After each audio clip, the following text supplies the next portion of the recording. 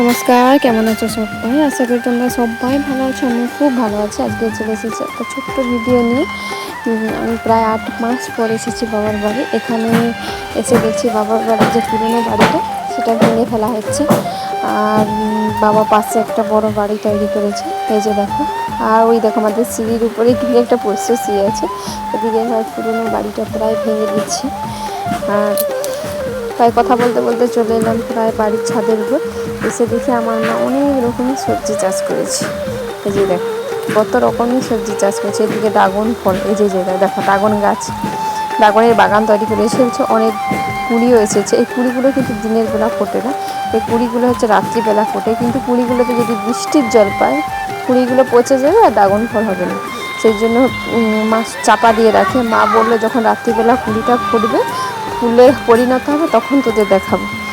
মার কথা শুনে নিলাম। এদিকে দেখো আমাদের বাড়ির পোষ্য, বাবার বাড়ির পোষ্য দেখো কীভাবে বিস্কুট খাচ্ছে।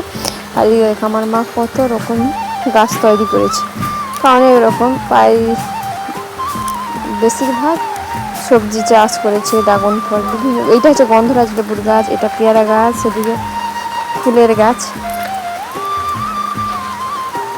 আর এই দিয়ে দেখো পোষ্যটা সে কী করছে, আমার মেয়ের পিছনে পিছনে ছুটছে কিছু খাওয়ার জন্য। এই যে দেখো আমার মেয়েও তাকে দিয়ে দিল। আমরা ছাদে এসেছি বলে তাকেও কিন্তু ছাদে আসতো। এই যে আমার মা কত সুন্দর একটা ফুলের চাষ করেছে। প্রায় খাওয়া দাওয়া শেষের পর আমরা রাত্রিবেলা প্রায় ছাদে এসেছিলাম। এই যে ছাদে দেখ সেই যে ড্রাগন ফুলের কুড়িগুলো তোমাদের দেখিয়েছিলাম, এই যে দেখ কুড়িগুলো ফুটে কত সুন্দর ফুলে পরিণত হয়েছে। দেখো সেই যে কুড়িগুলো, এই দেখো ফুলে পরিণত, এই ফুল থেকেই প্রায় ড্রাগন ফল হবে। কিন্তু এইগুলোর একটা গুণ আছে কি, যদি বৃষ্টির জল পড়ে ফুলগুলো কিন্তু পচে যাবে। খুব সাবধানে এদের রাখতে হয়। যারা ড্রাগন ফল চাষ করে তারাই জানে, আমার মাই জানে।